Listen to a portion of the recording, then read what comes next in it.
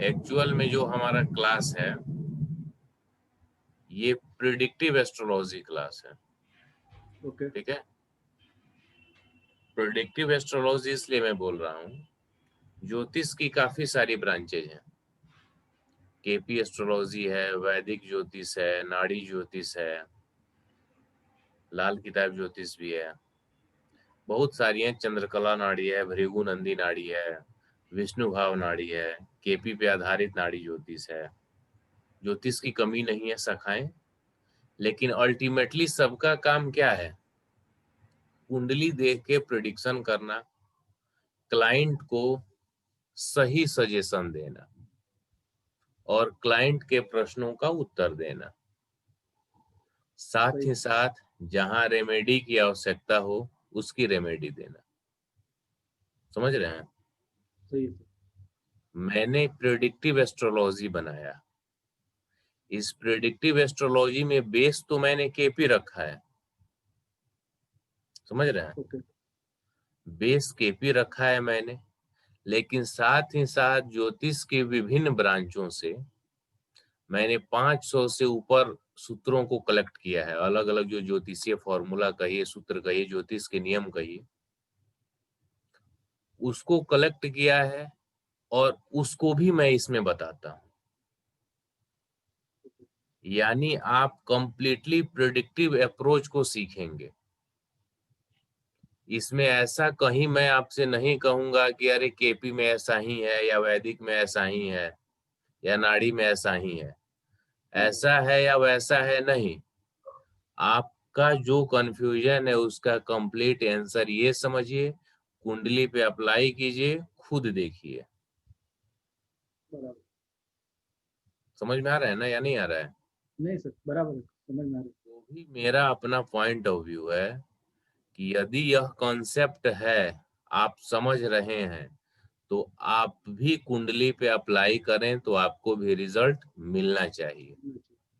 Concept का मतलब वही है। आपका कोर्स 4 महीने के लगभग चलेगा। उस 4 महीने के बाद का जो 4 महीने का प्रैक्टिस सपोर्ट है, ओके। वो वास्तव में प्रैक्टिस सपोर्ट इसीलिए तो है कि जो मैंने आपको सिखाया है उसका क्या रिजल्ट मिल पा रहा है आपको। बराबर। क्या जो मैंने आपको दिखाया, वैसे आप क्लास में देखेंगे भी, मैं अपनी तरफ से कोई चार्ट नहीं देता हूँ। जैसे कोई भी टॉपिक हम चालू करेंगे ओके। तो मैं नहीं देता हूँ, सीखने वाले लोगों से ही चार्ट लेता हूँ कि आप किसी का दो, उससे मुझे कोई मतलब नहीं है। ऐसा नहीं कि ऑलरेडी मैंने 2 4 10 चार्ट सब पे रखा हुआ है, केस स्टडी बना के, हाँ ऐसे है वैसे इस प्रकार से आप समझ लो, नहीं। आप दो, किसी का भी दो, मुझे उससे नहीं मतलब है। तुरंत एट ए टाइम, और उस पे हम प्रिडिक्शन करेंगे, रूल्स अप्लाई करेंगे, और वास्तव में आपको भी ऐसी ही आनी चाहिए। समझ रहे हो ना बात आप? बराबर सर, समझ गए। और क्लाइंट जब आपके पास प्रिडिक्शन के लिए आता है तो क्लाइंट को इस बात से कोई मतलब नहीं है कि आप केपी करते हो, वैदिक करते हो, नाड़ी करते हो, क्या एस्ट्रो करते हो, वास्तु एस्ट्रो वास्तु है या वास्तु है। क्लाइंट को मतलब रिजल्ट से होता है। इस एक बात को आप अपने दिमाग में रख लोगे तो फिर आप एस्ट्रोलॉजी अच्छे से सीख कर और अच्छा एस्ट्रोलॉजर बन जाओगे। सिर्फ आपका यही विजन होना चाहिए कि मुझे क्लाइंट को रिजल्ट देना है और उसका सही मार्गदर्शन करना है।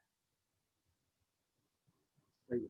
आपके मन में ये नहीं सोचना कि आज क्लाइंट आया, पैसे मैंने उससे ले लिया और कुछ भी उल्टा सीधा बोल के निकल जाना है।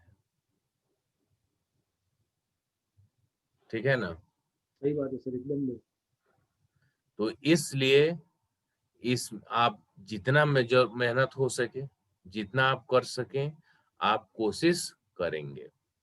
दूसरी बात, एस्ट्रोलॉजी कोई ऐसा सब्जेक्ट नहीं है कि मैंने पढ़ाया, रूल्स आपको बताया और आपने उसको याद कर लिया और एग्जाम में जाके लिख दिया। प्रत्येक क्लाइंट आपके लिए एक एग्जाम ही है, प्रत्येक कुंडली आपका सब्जेक्ट है। और जातक आपका एग्जामिनर है। समझ रहे हैं ना आप? सही।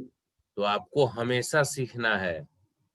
एक एस्ट्रोलॉजर की जो भूमिका है, आप उसे डॉक्टर की तरह समझ सकते हैं। हर एक पेशेंट समस्या लेके आया है, सबको बुखार है, दवा सबका एक नहीं होता है। आपका मेडिकल बैकग्राउंड है, आपके पिताजी डॉक्टर हैं, आपको जानकारी होगी ही। हम्म, हम जनरली क्या है, जो डॉक्टर नहीं है वो यही समझ लेता है, नहीं कह रहे बुखार हुआ है पैरासीटामोल ले लो। सही क्या बात है। डॉक्टर के पास 100 पेशेंट आते हैं, सबको पैरासीटामोल देते हैं? तो वो सही ही बात। भूमिका आपकी है, और आपको एनालिसिस करना पड़ेगा। ऐसा हुआ तो क्यों हुआ, नहीं हुआ तो क्यों नहीं हुआ, रीजन क्या है।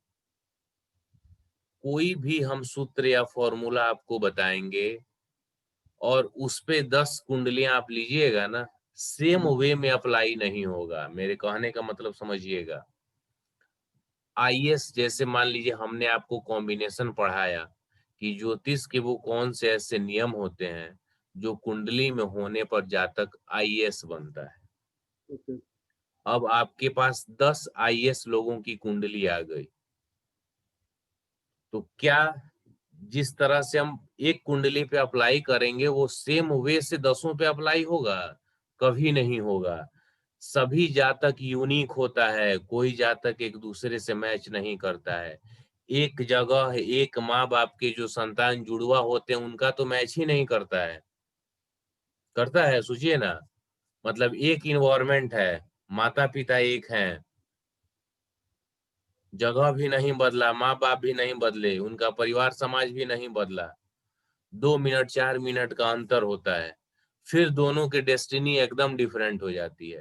तो यहाँ तो आप पूरी दुनिया से, सॉरी पूरा इंडिया से आप कहीं कहीं से 10 कुंडली कलेक्ट किए जो आईएएस हैं, तो फिर उनपे कैसे मैच करेगा? सोचने वाली बात है कि नहीं है? सोचने वाली बात है सर, इसलिए तो बहुत कंफ्यूजन होता है ना सर, समझो कि वैदिक। कंफ्यूजन इसलिए होता है कि आप नहीं सोचते हैं ना। नहीं नहीं सर, कहने का मतलब वो है कि वैदिक में 2 घंटे में लगना चेंज होता है। अब उस वैदिक को आप छोड़ दीजिए, हमने आपको क्या कहा है, हम आपको प्रेडिक्टिव पढ़ा रहे हैं, ओके। और इस प्रेडिक्टिव में आपके सभी प्रश्नों का उत्तर मिलेगा। अब उस कंफ्यूजन में तो जाना ही नहीं है, वैदिक केपी लाल किताब हाँ, लाल उसको तो किताब में छोड़ ही पूरा नहीं। देना। लाल किताब में तो पूरा वही होता है। वो सब में तो अब आपको जाना ही नहीं है। मैं तो अभी आपसे कभी कहूंगा ही नहीं, कह रही है वैदिक का कॉन्सेप्ट ऐसे ही होता है या केपी का ऐसे ही होता है। यहाँ हमको फाइनल कंक्लूजन तक पहुंचना है, ऐसा क्यों होता है? सही है। ऐसा ही होता है, कहीं आएगा ही नहीं। समझ रहे हैं बात को? सही है सर। यहाँ मतलब यहाँ सीधा क्लाइंट के तौर पे समझना है। मैं आपका क्लाइंट हूँ, तो मुझे तो आपसे रेमेडी चाहिए, मेरे प्रश्नों का उत्तर चाहिए। अब वो तो वही बात हो गई, अब आपको बीमारी हो गई और आप डॉक्टर के पास जाएं, डॉक्टर बोले अरे भाई एलोपैथ में ट्रीटमेंट नहीं है। हाँ, फिर एलोपैथ से क्या मतलब? मैंने आपकी फी दिया है अपने बीमारी के ट्रीटमेंट के लिए ना। ना हो तो आप मेरा पैसा दो, सीधी सी बात है। सही है। ये होम्योपैथ है, आयुर्वेद है, यूनानी है, काफी सारे हैं।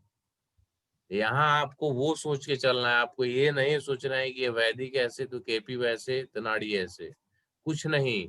कंप्लीटली आपको फोकस्ड होके कि क्लाइंट आए तो हम उसे कैसे सेटिस्फाई करें। क्लाइंट को सेटिस्फाई करने से पहले खुद सेटिस्फाई होना पड़ेगा कि आपका प्रिडिक्शन सही है या गलत है। समझ में आ रहा है बात? Yes sir. चलिए, जितना हमने वीडियोस देख दिया था आपको, उस सब को आपने देख लिया है। Yes sir. तो जो आपको बेसिक इसमें बातें हैं वो आपको समझ में आ चुकी होंगी, पक्का। राशि से लेकर भाव। लेकिन थोड़ा सा यहाँ पे हम आपको फिर से साउथ इंडियन चार्ट से एक बात समझाना चाहेंगे, और नॉर्थ इंडियन का जो एक बेसिक डिफरेंस है उसको, वो उसको जानना थोड़ा जरूरी है आपका, ठीक है? जो हम नॉर्थ इंडियन चार्ट लेते हैं ना, ये नॉर्थ इंडियन चार्ट भाव मध्य को बताता है। अभी माउस का पॉइंटर जहाँ पे है, हम्म, ये नॉर्थ इंडियन चार्ट का कॉन्सेप्ट है कि प्रत्येक भाव 30 डिग्री का होता है, और प्रत्येक राशि भी 30 डिग्री की होती है। इसलिए 12 भाव बराबर 360 और 12 राशि बराबर 360। यानी नॉर्थ इंडियन चार्ट में एक भाव में एक राशि मिलेगी, प्रत्येक भाव में एक राशि रहेगी, समझ रहे हैं। बराबर। लेकिन साउथ इंडियन चार्ट जो होता है, जो यहाँ पर है, इसमें आप देखेंगे तो राशियों के चिन्ह बने हुए हैं। जैसे मेष राशि है, 1 नंबर, 2 नंबर, 3 नंबर, ऐसे दिख रहा है ना। कोई दिक्कत नहीं सर। ये क्लॉक वाइज चलता है, घड़ी की सुई की दिशा में। और north Indian chart anti clock चलता है, घड़ी की सुई की विपरीत दिशा में। तो साउथ इंडियन चार्ट में राशियां फिक्स होती हैं और राशियां 30 डिग्री की होती हैं। जैसे ये बॉक्स बना हुआ है ना, इस बॉक्स में मेष राशि है और मेष राशि 30 डिग्री की है। ठीक है। ठीक है। इसके बगल में जो वृष राशि है, ये भी 30 का है। मिथुन 30, कर्क, सिंह, कन्या, सभी राशियां 30 डिग्री की हैं। कोई दिक्कत इसमें? नहीं सर। जो भाव होते हैं, ये भाव 30 से कम भी होते हैं, 30 से ज्यादा भी होते हैं। ठीक है। ऐसा इसलिए होता है, प्लेसिडियस सिस्टम। प्लेसिडियस सिस्टम क्या है? जिसपे कृष्णमूर्ति पद्धति आधारित है। ये भाव आरंभ को बताता है, यानी किसी भी राशि में कोई भाव कितनी डिग्री पे शुरू हो रहा है। ठीक है, कितनी डिग्री पर शुरू हो रहा है।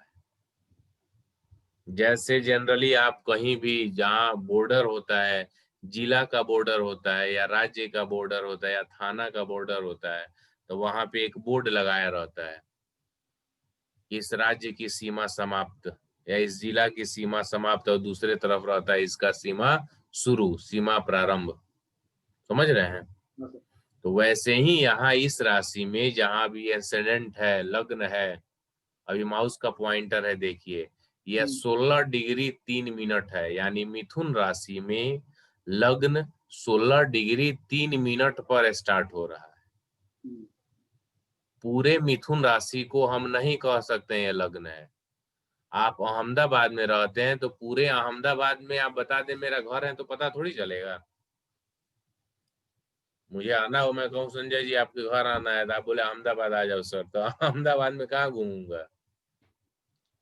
सीधी सी बात है ना। तो ये आप ऐसे कह दें कि मिथुन राशि में लग्न है, मिथुन राशि 30 डिग्री का होता है। प्रॉब्लम कहाँ क्रिएट होती है? वैदिक की जब हम बात करते हैं, तो वैदिक में पूरे राशि को एक भाव मान लिया है, और उस स्थिति में क्या होता है, ये आवश्यक नहीं है कि वो भाव उस राशि में है ही। समझ रहे हैं। हाँ सर। बहुत सी ऐसी कुंडलियां आपको मिलेंगी जहां भाव 29 डिग्री से स्टार्ट होगा, यानी ये लग्न इस मिथुन राशि में 29 डिग्री से चालू होगा। देखता हूँ एक कुंडली होती है तो आपको दिखाता हूँ। अब वहां जब उस आधार पे आप प्रिडिक्शन करेंगे ना, तो वो प्रिडिक्शन आपका गलत हो जाएगा। अभी 1 मिनट देख लीजिए, रुकिए।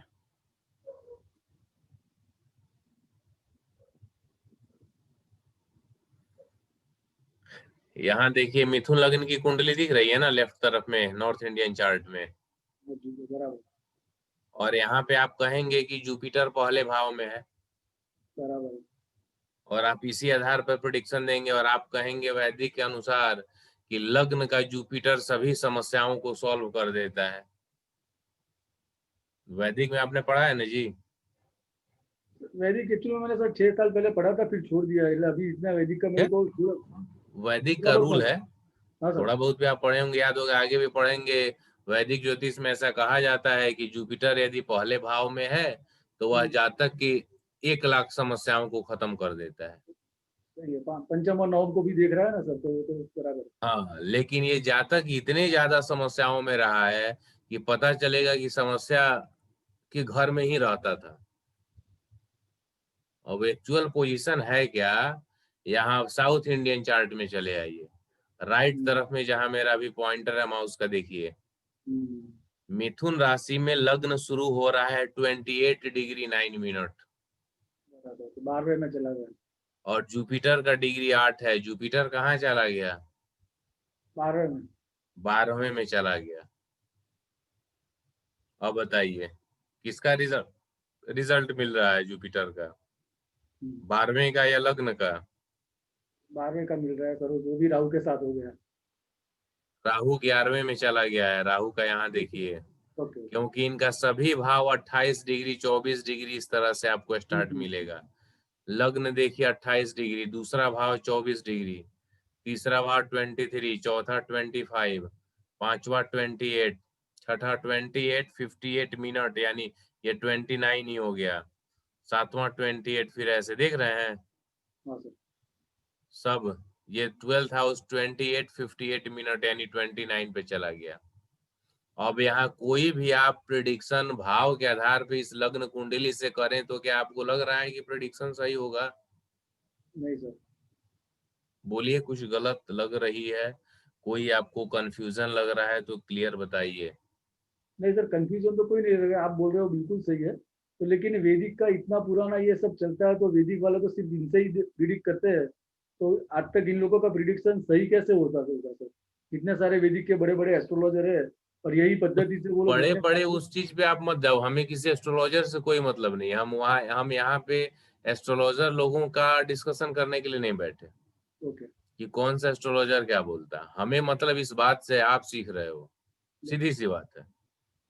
मैं कितना बड़ा एस्ट्रोलॉजर हूँ उससे क्या मतलब है? नहीं नहीं, वो वैदिक पद्धति की बात कर रहा हूँ नहीं सर, नहीं, वो बोले। वैदिक पद्धति की बात है, जब वो पद्धति है तो फिर उससे सबको करना चाहिए ना। मेरे कहने का मतलब ये आप समझो। ओके। यदि वैदिक पद्धति वो पॉइंट है आपके पास में, और इसी चार्ट को हम लेके चर्चा कर लेते हैं, तो फिर इस चार्ट पे आनी चाहिए ना। हम्म, और सबसे बड़ी बात, बहुत से ऐसे एस्ट्रोलॉजर हैं, जैसे मैं अपना पॉइंट ऑफ व्यू कहूं, मेरे पास यदि कुंडली आती है तो मैं सिंपली जैसे एस्ट्रोलॉजर लिखता हूँ, जनरली मेरे वीडियोस केपी के आपको मिलेंगे, हम्म, लेकिन मैं न्यूमरोलॉजी भी जानता हूँ ना। न्यूमरोलॉजी से जैसे ही किसी का डिटेल्स आता है, हम्म, आपकी मोबाइल नंबर वहीं से कंसल्टेशन स्टार्ट हो जाती है कि ये नंबर आपके लिए सुटेबल है या नहीं। आपका बर्थ डिटेल्स जो है वह आपके नाम, आपका उसके अकॉर्डिंग है या नहीं। एस्ट्रो वास्तु भी मेरा है, यानी एक कंप्लीट वे होना चाहिए ना। नंबर कोड्स है, सब कुछ है, मंत्र है जिसका मैं यूज करता हूँ रेमेडी के तौर पे। सही है तो सर। अब जानने वाला आपको ये कहे कि अरे ये सिर्फ केपी करते हैं रेमेडी बताते हैं, केपी में तो रेमेडी नहीं होती है। नहीं होती। तो बहुत से ऐसे वैदिक एस्ट्रोलॉजर हैं जो केपी या बाकी और विद्याएं वो उन्होंने पढ़ा हुआ है। आप और दूसरा कोई क्या जानता है कि सिंपली वैदिक एस्ट्रोलॉजर है? तो वो सब बातें अलग हो गई। ठीक है सर। दूसरी ये मतलब मेरा कहना है, सिंपली आप ये समझो कि जो वैदिक से ठीक है बाकी लोग कर रहे हैं, तो आप भी करके आपसे भी आ जाए तभी ना उस कॉन्सेप्ट को हम समझेंगे। कंफ्यूजन यही होती है। दूसरी बात जो मैं बता रहा हूँ वो आप किसी भी वैदिक वाले से पूछ लेना। दो बच्चों का जन्म हुआ है, दोनों भाई हैं, दोनों जुड़वा हैं, और एक का जन्म हुआ है, मान लो आप सपोज करो इनका जैसे ही जन्म है 23:52 पे रात में, और हम्म, उसका जन्म हो 23:47, यानी हमने कम कर दिया 5 मिनट, और हमने इनकी बर्थ डिटेल्स की जगह पर 47 वाला आपको बता दिया।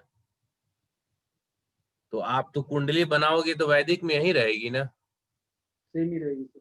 अब आप प्रिडिक्शन दोगे तो चेंज हो जाएगा। अब मैं कहूंगा, तब मैं कहूं कि अरे प्रिडिक्शन मैच नहीं हो रहा है, तब आप बोलोगे कि कैसे।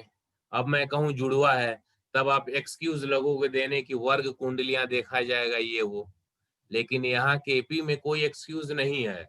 आप जो टाइम देंगे वही सब लौट आएगा, उससे कोई मतलब नहीं है कि ये जुड़वा है या नहीं। ठीक है। यदि ऐसा नहीं है तो आप मेरी बात को गलत काट के अपनी बात को प्रूव कर दो। बात मेरी समझ रहे हो आप? तर्क की हाँ। जगह है, कुतर्क का जगह नहीं है। आप तर्क कीजिए, कोई इशू नहीं है। बराबर। लेकिन जबरदस्ती आप एकदम, अब अंधेरा है और आप सोच लें कि नहीं मैं वेपर लाइट लगा के और कहूंगा कि दिन है, ये तो मूर्खता वाली बात हो गई ना।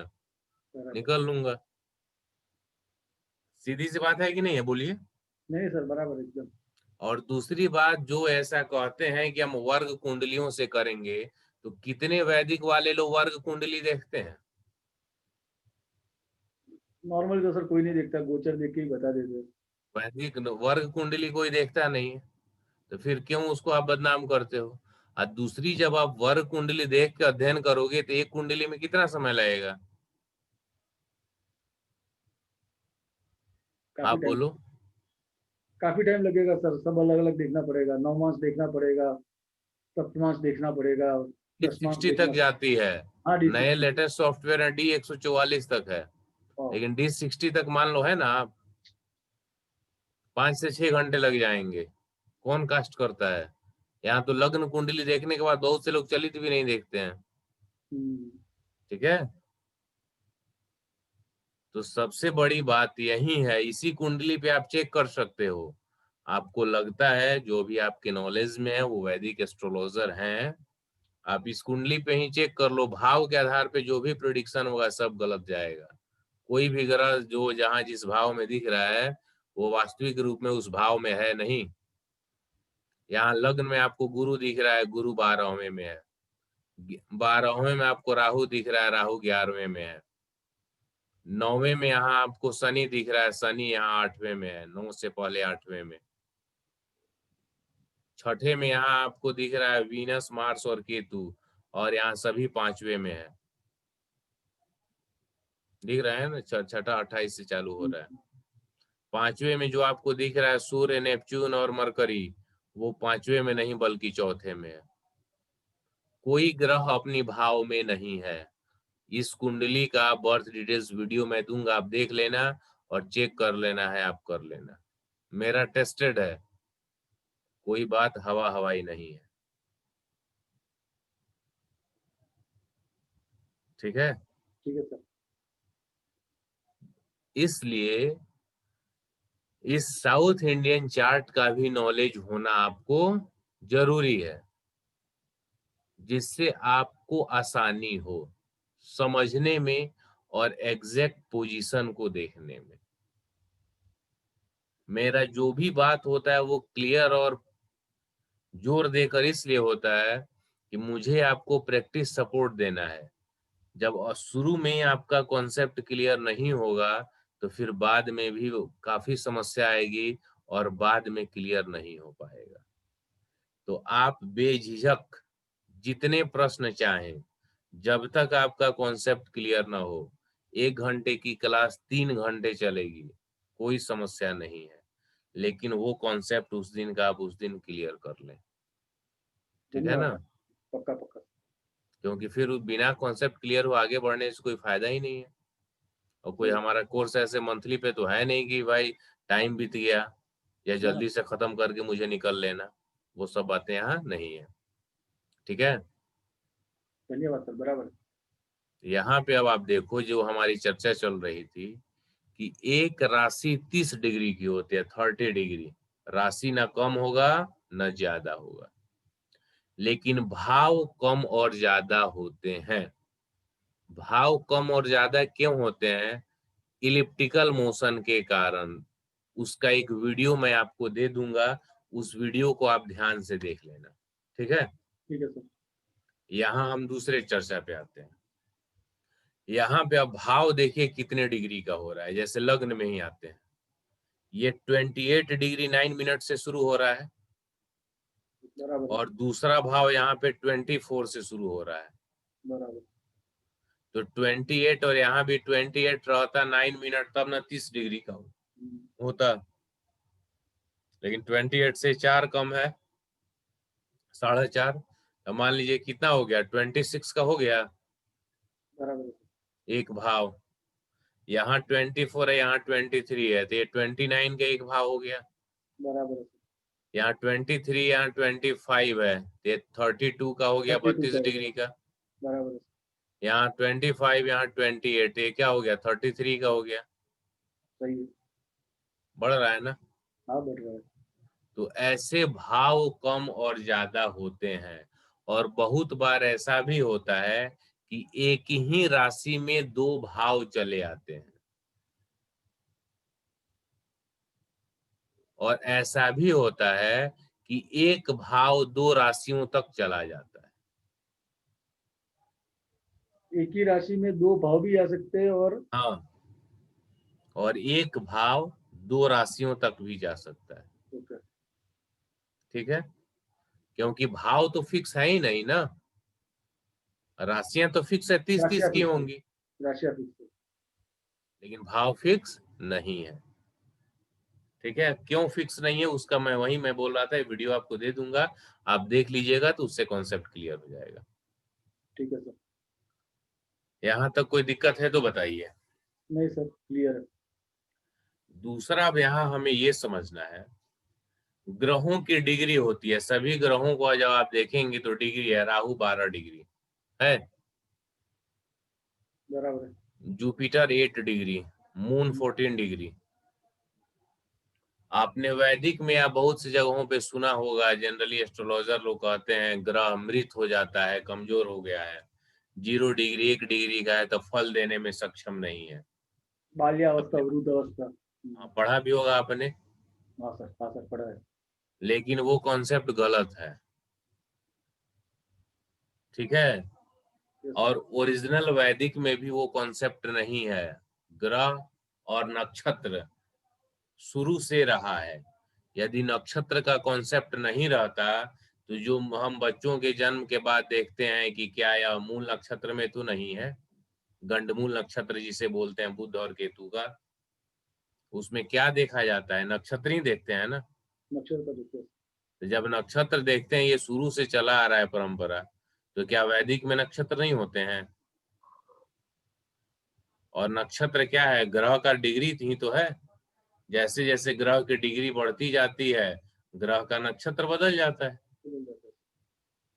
तो इसमें आप कैसे कह सकते हो कि ग्रह की डिग्री कम है तो ये फल नहीं देगा?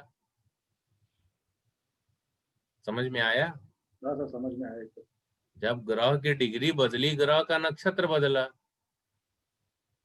अभी ग्रह चंद्रमा के नक्षत्र में मान लो आप, बाद में शुक्र के नक्षत्र में चला गया, सूर्य के नक्षत्र में, अलग अलग जितने भी नक्षत्र हैं, जो 27 नक्षत्र हैं, वास्तव में उनके स्वामी जो है वो तो ग्रह ही है ना। नवग्रही जैसे है। यहाँ पे आप देख लो, नीचे में आप आओगे तो दिखेगा, यहाँ पे अभी जो माउस का पॉइंटर है, ग्रह कौन सा है यहाँ पे, प्लेनेट सूर्य दिया हुआ है। बराबर।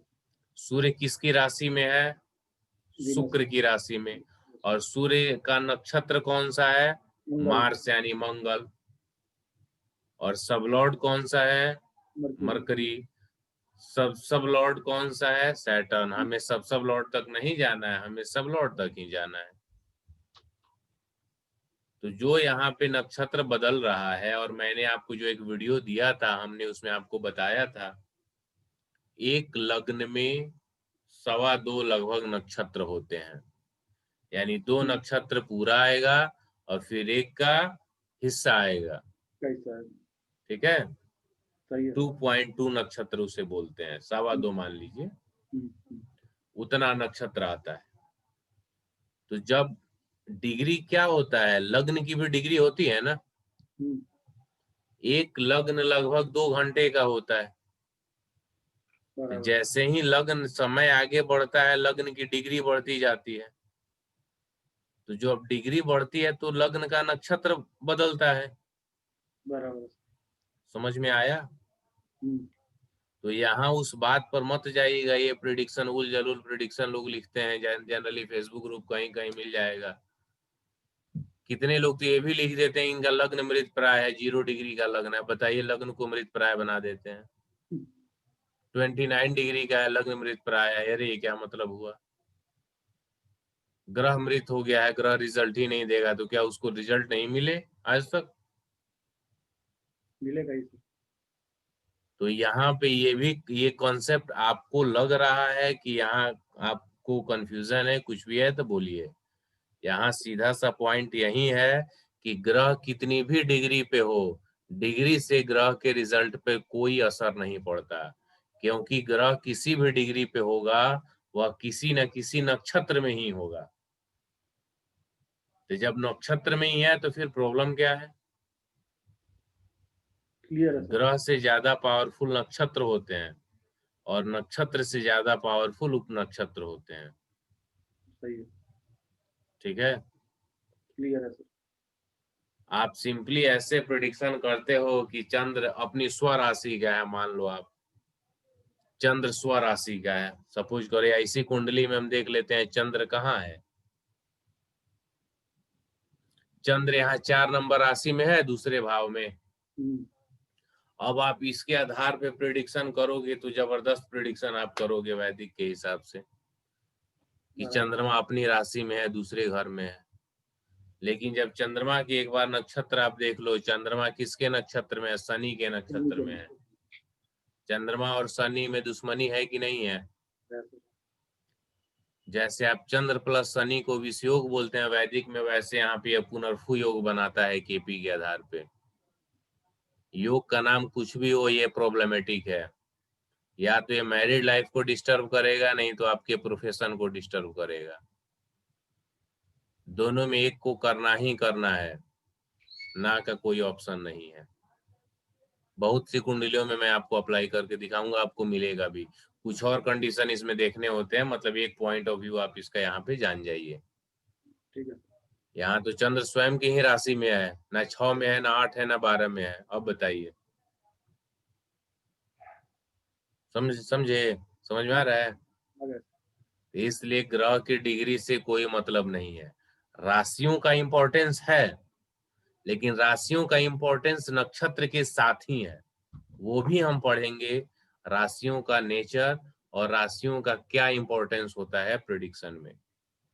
लेकिन इसमें आप एकदम ये जानिए कि राशियां भी नक्षत्र से ही संबंधित है, उप नक्षत्र से भी संबंधित है। कैसे यूज होगा ये सब आगे आपको मिलेगा। कोई दिक्कत है तो बताइए इसमें। नहीं सर, क्लियर है। दूसरी अगली बात पे हम आते हैं। जब हम केपी करते हैं तो बहुत से लोग आपको ऐसे भी मिल जाएंगे जो ये बोलेंगे कि अरे टाइम लोगों का कहाँ क्लियर होता है, मिनट बदल जाएगा तो सब लॉट बदल जाएंगे तो केपी में प्रिडिक्शन गलत हो जाएगा। तो मिनट बदलने की बात है तो यहाँ सेकंड में लग्न भी तो बदल जाएंगे, जो लग्न जहां जाके खत्म होगा। टाइमिंग यदि आपके पास सही नहीं है, जैसे मान लीजिए इन्हीं का 5-7 मिनट टाइम आगे बढ़े तो लग्न बदल जाए, ठीक है।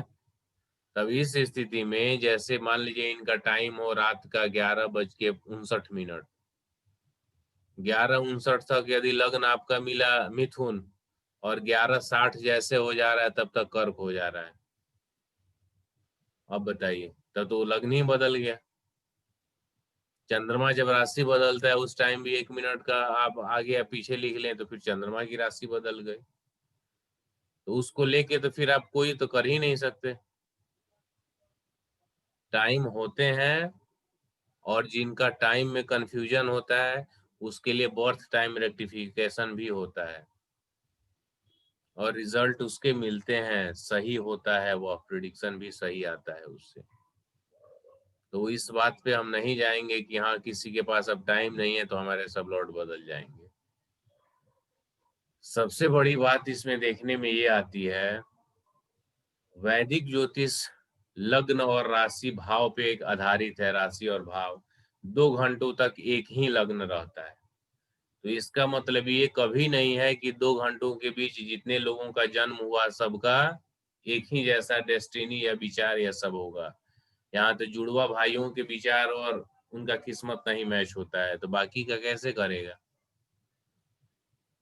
साथ ही तो 27 नक्षत्र हुए, और कृष्णमूर्ति जी ने इन 27 नक्षत्रों को 249 उप नक्षत्रों में बांटा, 249 सब लॉर्ड्स। तो जैसे वैदिक में आप किसी भी भाव के लिए उस भाव का अध्ययन करते हैं, जैसे मान लीजिए शादी का देखना हो तो वैदिक के हिसाब से आप 7वें भाव को देखेंगे।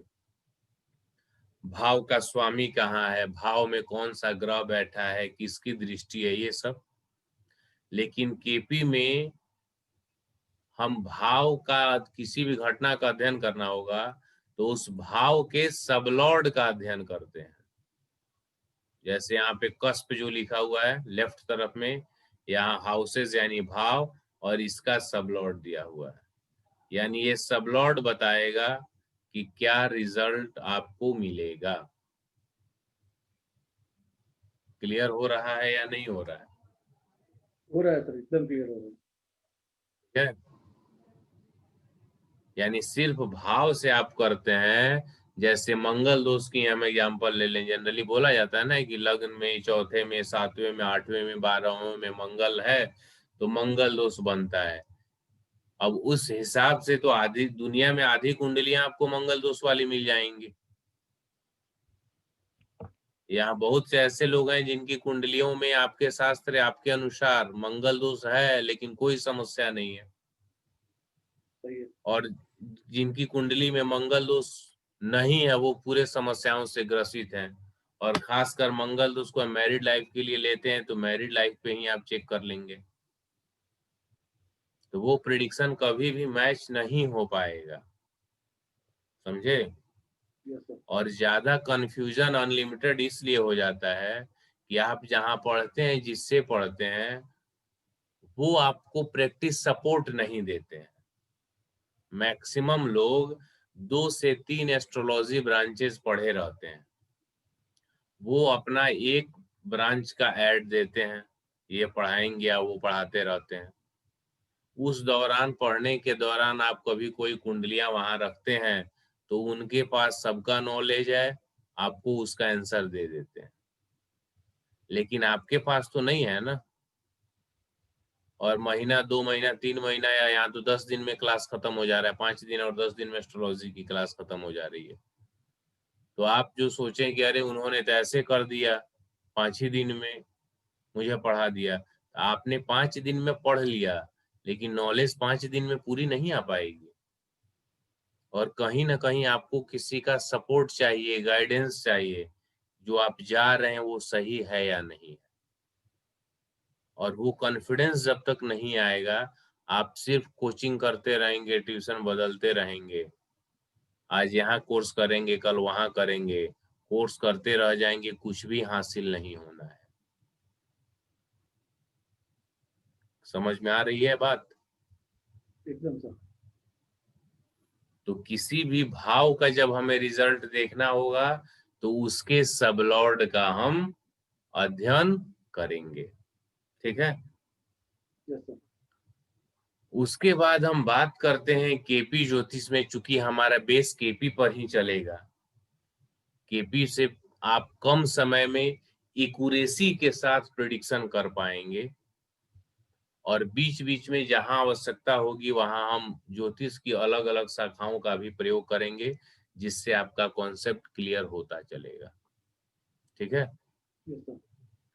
अब यहाँ पे आप ये समझ लीजिए, केपी के आधार पे कोई भी ग्रह रिजल्ट जैसे देखना हुआ कि इनकी कुंडली में चंद्र कैसा है, तो वास्तविक रूप में हमें ये देखना है कि चंद्र किन भावों का फल दे रहा है, वही मायने रखेगा ना।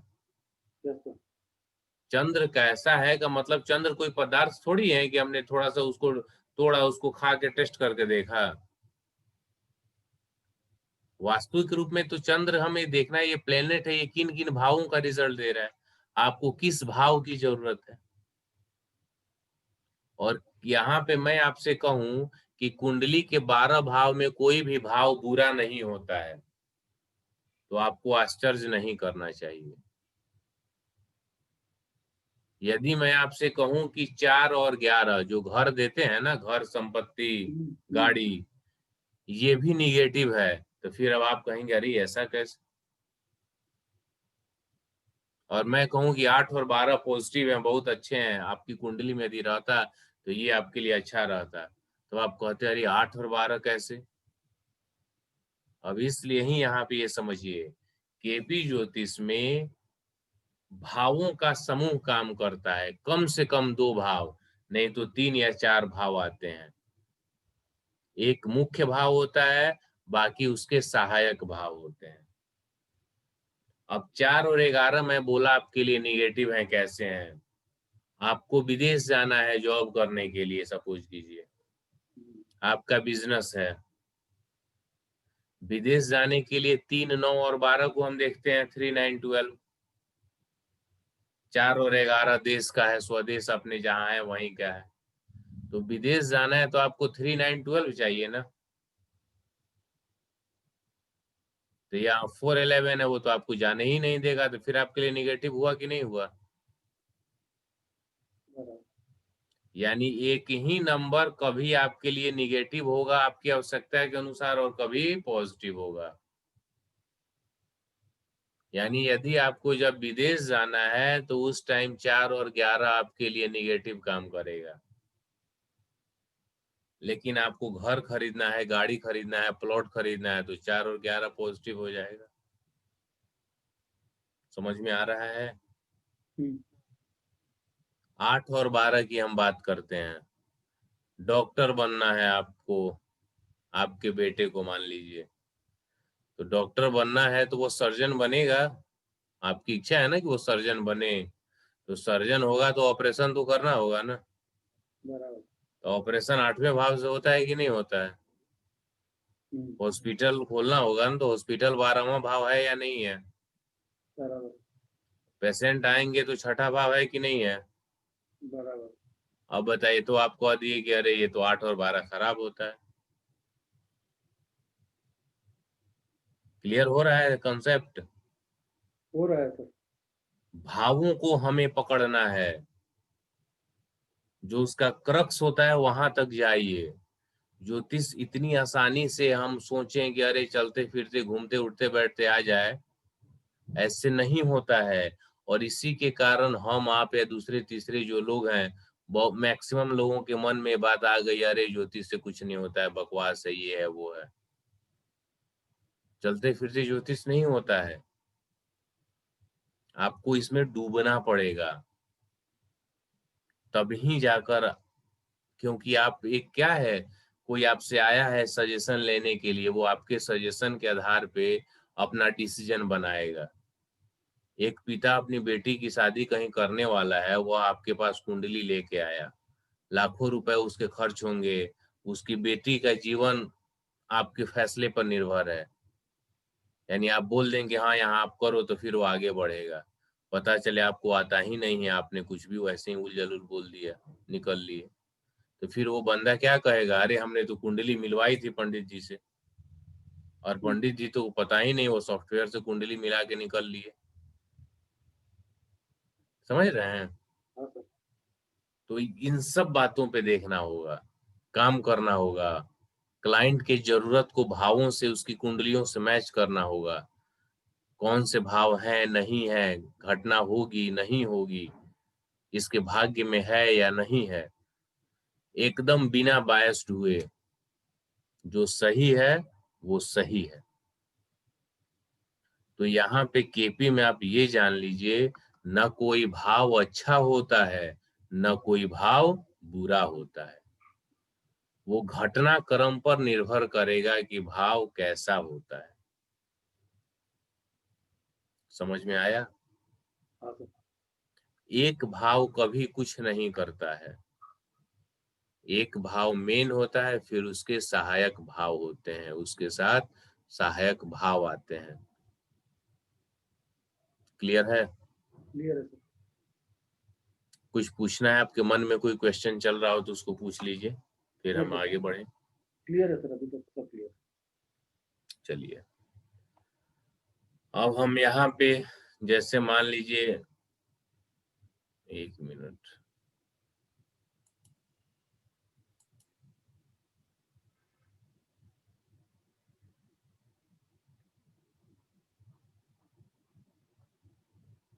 यहीं पे सपोज यही कुंडली है मान लेते हैं, नहीं इन्हीं की कुंडली है, तो हमें क्या क्या आवश्यकता पड़ेगा, कुंडली का हम प्रिडिक्शन करेंगे।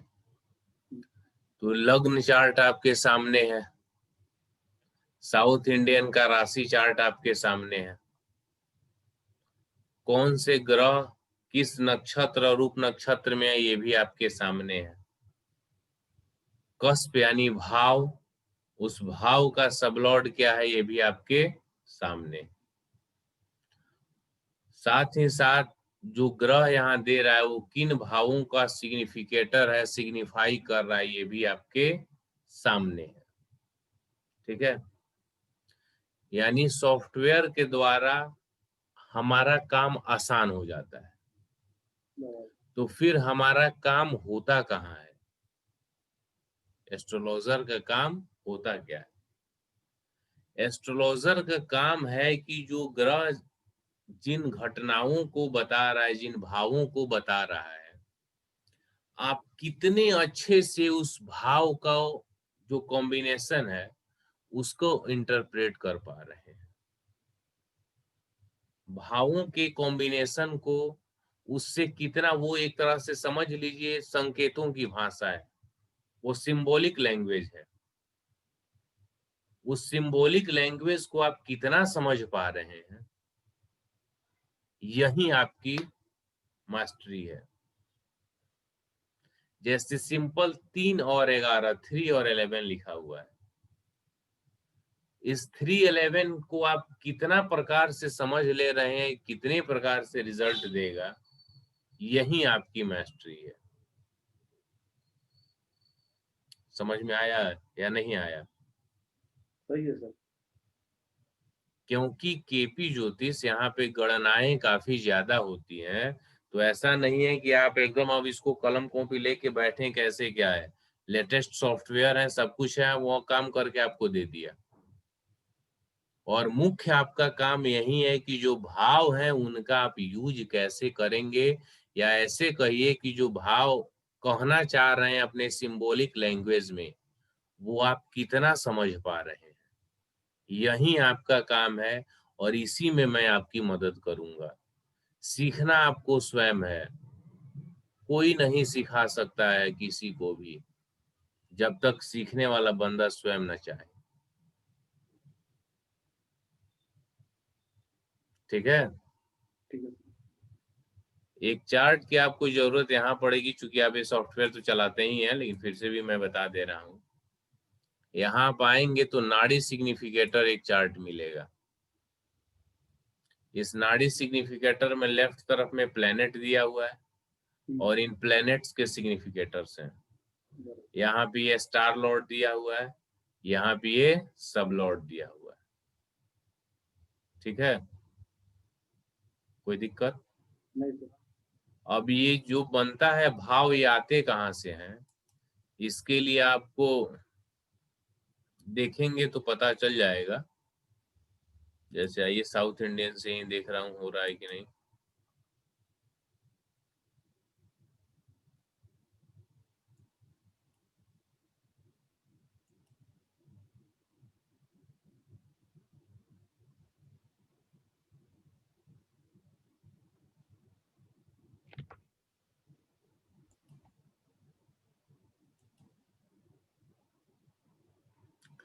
यहाँ पे देखिए शनि के सामने 8 और 9 लिखा हुआ है, 8 और 9। तो 8 और 9 शनि के सामने आया कहाँ से? शनि की राशि 10 और 11 होता है, मकर और कुंभ। तो शनि की मकर राशि में 8 नंबर भाव है और कुंभ राशि में 9 नंबर भाव है, और शनि खुद 8वें भाव में बैठा है। यानी किसी भी ग्रह की जो स्वामित्व वाली राशि है वह किन भावों में है और ग्रह कहाँ बैठा है, उसी को हम लेते हैं। तो हमें ये सब निकालने की जरूरत नहीं होती है, वो ऑलरेडी दिया रहता है। फिर भी मैं आपको समझा दे रहा हूं। ठीक है, ठीक है। मंगल का 5, 6, 11 दिया हुआ है। मंगल देखिए कहाँ है, मंगल यहाँ 5वें भाव में है, क्योंकि छठा 28 से शुरू हो रहा है, मंगल 17 डिग्री का है, तो 5वें भाव में ही आएगा ना। तो 5वां हो गया, 5 हो गया।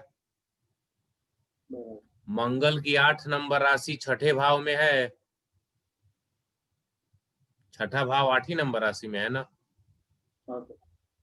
तो 6 आ गया। मेरे मेरे को थोड़ा दिक्कत होगा सर, क्योंकि साउथ इंडियन में कभी रिफर नहीं करता हूँ ना, तो मेरे को नॉर्थ इंडियन की प्रैक्टिस है, तो थोड़ा टाइम लगेगा इसमें समझने। जाइएगा, ये को देखिए, यहाँ पे 1 नंबर राशि है। हाँ, वो तो मैं समझ गया एकदम, लेकिन झड़प से नहीं बता पाऊंगा, थोड़ा गिनना पड़ेगा सर बस। ठीक है ठीक है। यहाँ पे 1 है और 1 के सीधा सामने 8 नंबर राशि आ गया। ओके। ठीक है, तो ये 8 नंबर राशि मंगल का है, और इस 8 नंबर हम्म, राशि में जो भाव है उसको भी हम मंगल के लिए गिन लेंगे, तो 6 नंबर भाव आ बराबर। गया। और मंगल का जो एक राशि है 1 नंबर राशि, तो उस 1 नंबर हम्म, राशि में देखेंगे कौन सा भाव है। तो देखिए इस 1 नंबर राशि में 11 नंबर भाव है, हम्म, तो 5 6 11 हो गया। बराबर।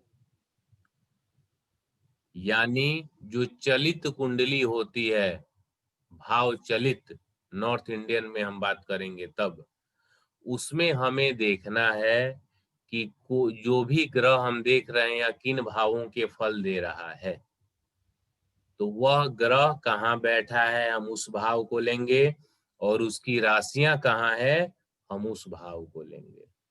समझ में आ गया, हाँ सर। या कोई कंफ्यूजन है?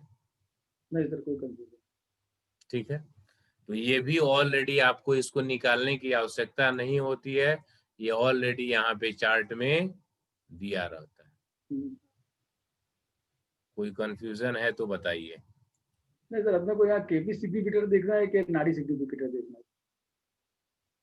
ये आपको अभी इस चार्ट को समझिए, मैं बताऊंगा वहां पे क्या ओके, क्या ठीक है। डिफरेंस होता है। ठीक है सर। आप सिर्फ यहाँ पे ये देखिए कि इस चार्ट में दिया हुआ है ना ये नाड़ी सिग्निफिकेटर, बस हाँ ये सर। समझिए। हाँ सर। ठीक है, यहाँ पे प्लेनेट का है, यहाँ पे स्टार का है, और यहाँ सबलॉर्ड का है। कोई प्रॉब्लम है तो बताइए। नहीं सर, क्लियर है। और ये सब भाव यहाँ पे ऑलरेडी दिए हुए हैं, तो आपको इसमें कोई प्रॉब्लम नहीं आएगी। कुछ भी मैनुअली नहीं करना है, सब ऑलरेडी दिया हुआ है। कोई दिक्कत है तो बताइए। नहीं सर, क्लियर। अब दूसरा मैं आपको यहाँ पे एक सावधानी बताऊंगा क्या करना है। किसी का भी आपको लेना है बर्थ डिटेल्स, जो आप देखेंगे, जैसे सपोज कीजिए आपका जन्म मान लीजिए अहमदाबाद में हुआ है, हम्म, तो अहमदाबाद फैला हुआ शहर है ना, बड़ा शहर है। हाँ सर। अहमदाबाद के एक हिस्से से दूसरे हिस्से तक जाएं तो मुझे लग रहा है 20-25 किलोमीटर हो सकता है ऐसा। Yes sir. तो अब इतनी दूरी में बहुत से जो अक्षांश देशांतर होते हैं, लॉन्गिट्यूड लैटिट्यूड, ये बदल जाएंगे। बराबर। अब प्रॉब्लम क्या होती है, बहुत से लोग ऐसे बोलेंगे अरे ये सॉफ्टवेयर गलत है, ऐसा है, या मैं जब देख रहा हूँ केपी से तो सब लॉट ही नहीं मैच हो रहे हैं, प्रिडिक्शन नहीं मैच हो रहा है। तो सबसे बड़ी सावधानी आपको ये रखनी है कि क्लाइंट का जहां जन्म हुआ है उसका जीपीएस लोकेशन से आप वहां का लॉन्गिट्यूड और लैटिट्यूड उठाइए। तो कैसे होता है सर? जैसे एस्ट्रो से जो आप यूज करते हैं ना, हाँ सर। उसमें जहां प्लेस डालने का ऑप्शन होता है, हम्म, उस प्लेस में एक दिया रहता है, आप जगह सर्च कीजिए, प्लेस का नाम डालिए, वो सर्च करके आपको दे देगा, आप उसको ओके कर देते हैं। हम्म, दूसरा मैनुअल भरने का देता है जिसमें आप लॉन्गिट्यूड लैटिट्यूड डाल सकते हैं। और तीसरा 3 नंबर पे जाइएगा तो जीपीएस दिया रहता है, जीपीएस लोकेशन। ओके। तो उसको जब ऑन करेंगे तो जहां आपका मोबाइल है वहां का वो लोकेशन उठा लेगा, जहां आप हैं यानी आपके लोकेशन को उठाएगा। तो सपोज कीजिए आप मेरे क्लाइंट है, मुझे आपकी कुंडली देखनी है, तो मैं आपसे कहूंगा कि जो आपका बर्थ प्लेस यानी जहां आपका जन्म हुआ है उस जगह पे जाके उस पोजीशन को, जो जीपीएस लोकेशन है, वहां से उसको लीजिए और उसका स्क्रीनशॉट मुझे भेजिए। समझे? इससे एग्जैक्ट एक्यूरेट कुंडली बनेगी। और प्रिडिक्शन सही होगा। समझ में आ रहा है ना? ओके सर, एक बार मैं चेक कर लूंगा, एस्ट्रो सेज में वो चेक कर लूंगा सर। आप चेक करके देखिए, आपको खुद पता चल जाएगा। आप जहाँ पे हैं, आप एक क्या कीजिएगा, सिंपल एग्जांपल बता रहा हूँ मैं। आप अभी का ही तुरंत का टाइम डालिए और आप जिस जगह पे हैं अपने घर पे ही वहीं से लोकेशन ऑन करके उठा के कुंडली बना लीजिए और सर उसमें का सब लॉट मिलाइएगा। और फिर कभी निकलना हो, कल परसों कहीं 10 किलोमीटर दूर आप गए, अहमदाबाद में ही 5 किलोमीटर दूर गए किसी मार्केट या कहीं भी मॉल वगैरह कहीं भी, वहां से जाके फिर सेम डेट टाइम जो अभी आज का आपने डाला हुआ है, जैसे ही आप प्लेस का जीपीएस लोकेशन बदलेंगे सब लॉट्स बदल जाएंगे। बराबर। तो इसलिए ये सबसे ज्यादा आवश्यक है कि आपका जीपीएस बदलना पड़े, मतलब सॉरी, जो बर्थ प्लेस का लोकेशन है वो लेना होगा। समझ में आ रहा है या कोई कंफ्यूजन है?